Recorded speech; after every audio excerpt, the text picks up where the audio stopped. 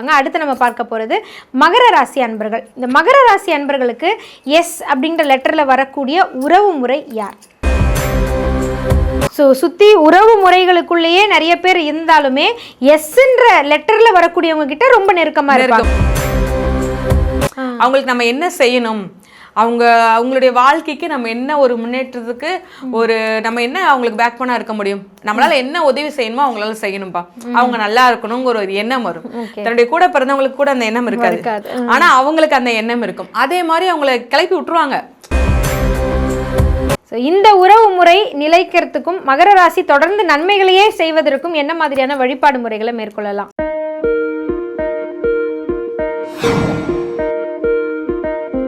இந்த பதிவை பார்த்துட்டு மறக்காம லைக் அண்ட் ஷேர் பண்ணி சப்ஸ்கிரைப் பண்ணுங்க.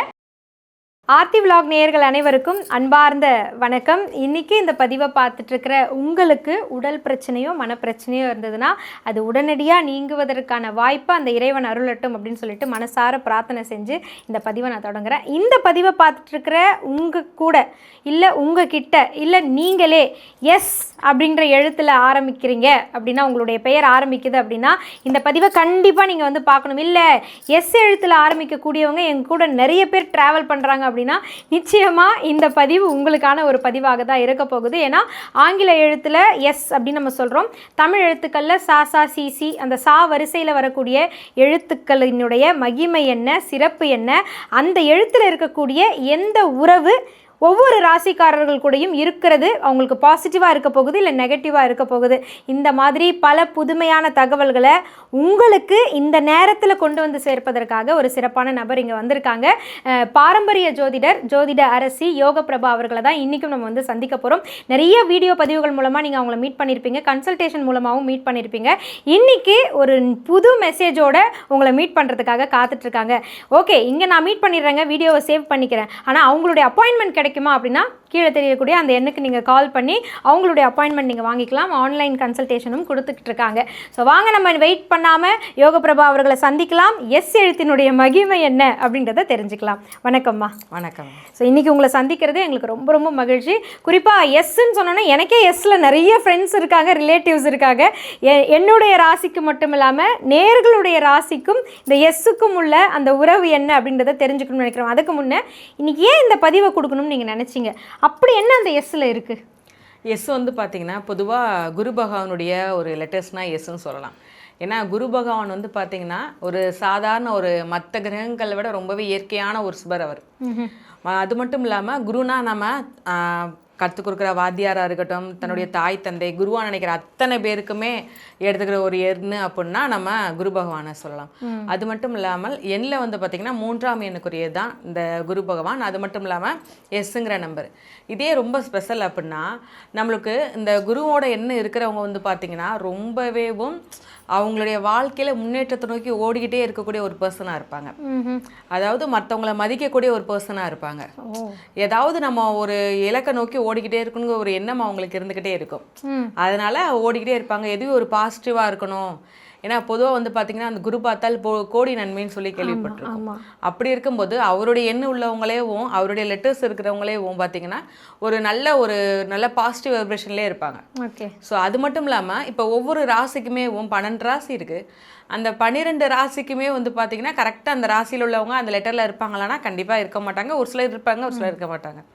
ஆனால் அப்படி ஒரு ராசியில் உள்ளவங்களுக்கு அந்த எஸ் லெட்டர் சம்மந்தப்பட்ட உள்ளவங்க ஏதாவது ஒரு உறவில் இருந்தாங்கன்னா அவங்க வாழ்க்கையில் எவ்வளோ பெரிய மாற்றத்தை அவங்க செய்ய போகிறாங்க இல்லைன்னா கொடுக்க போகிறாங்க அப்படிங்கிறத பார்க்கறதுக்கான மெயினான ஒரு பதிவு தான் இந்த பதிவு. எஸ், இப்போ கோள்கள்லையும் பார்த்துட்டிங்கன்னா சூரியன் சந்திரன் ரெண்டுமே வந்து சூரியன் எஸ்ஸில் வருவாங்க. ஸ்டார்ஸ் அப்படின்னு சொல்லும்போது நட்சத்திரம் இங்கிலீஷில் எஸ் வருது, சுக்கிரன் அப்படின்றதும் எஸ்ஸில் வருது. ஸோ மெஜாரிட்டி எஸ் தான் இருக்குது. அதே மாதிரி எஸ்ன்ற அந்த லெட்டரை பார்க்கும்போது வளைஞ்சு கொடுக்குற மாதிரியும் தோணும், ஒரு பாம்பு நெளிஞ்சிட்டு இருக்கிற மாதிரியும் தோணும்.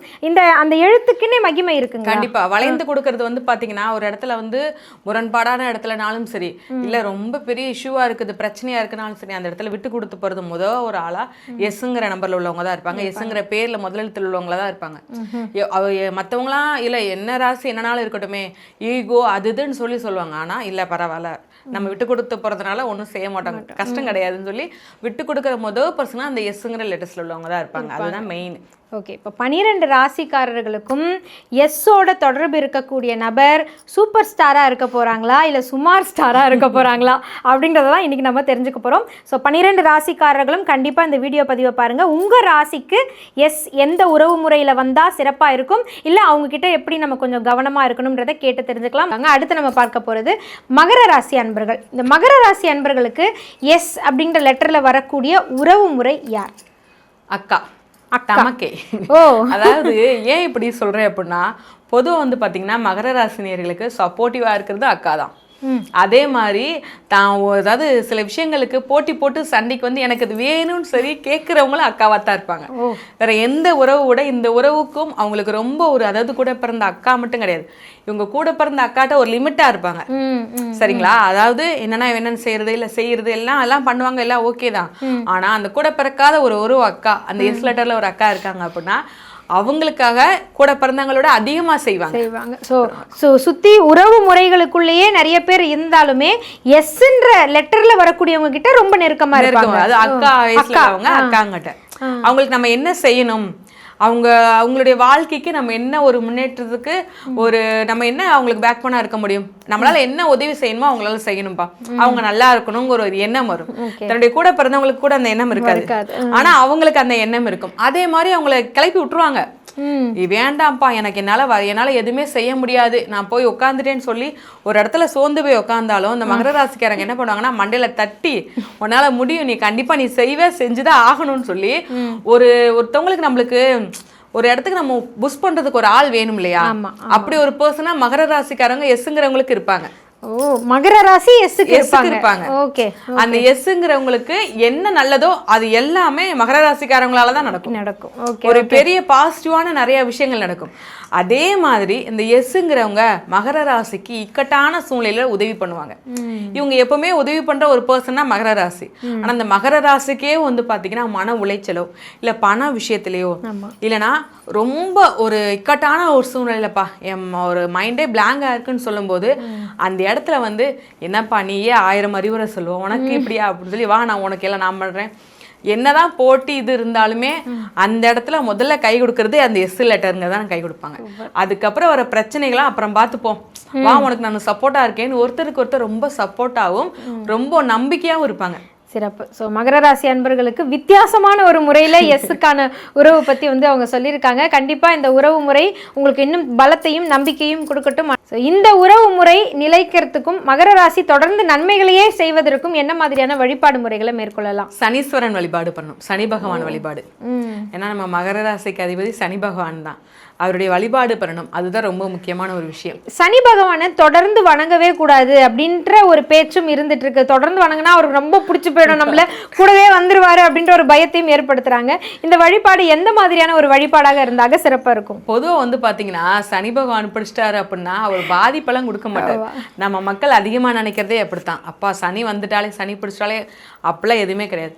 அவர் நம்மளுக்கு என்ன பண்றாரு அப்படின்னா நம்ம பண்ணக்கூடிய அதிகமான தீமையை கண்ட்ரோல் பண்றாரு.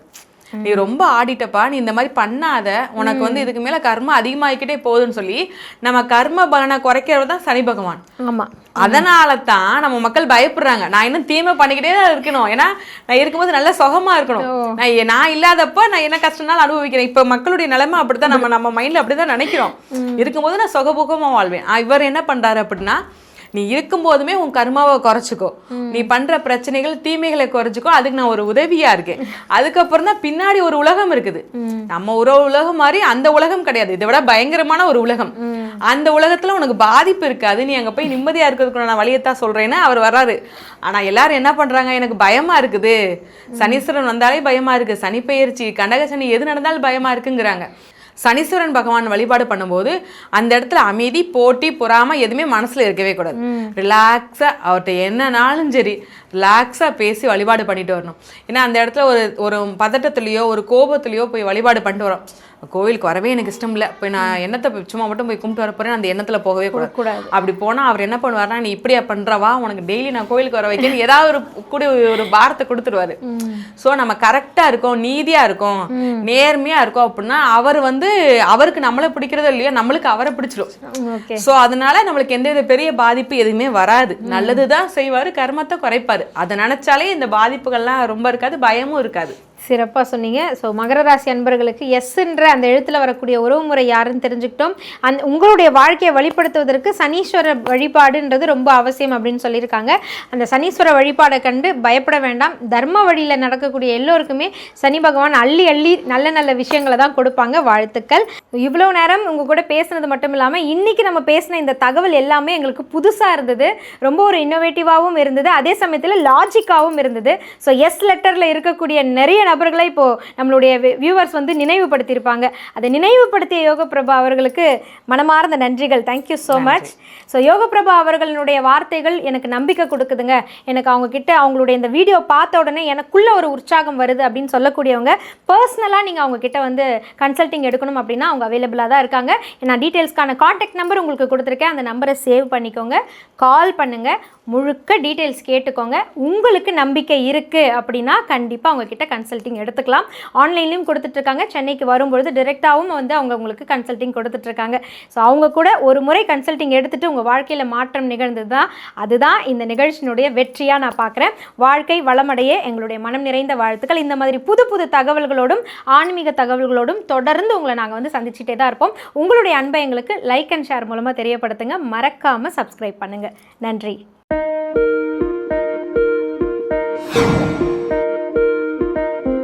இந்த பதிவை பார்த்துட்டு மறக்காமல் லைக் அண்ட் ஷேர் பண்ணி சப்ஸ்கிரைப் பண்ணுங்கள்.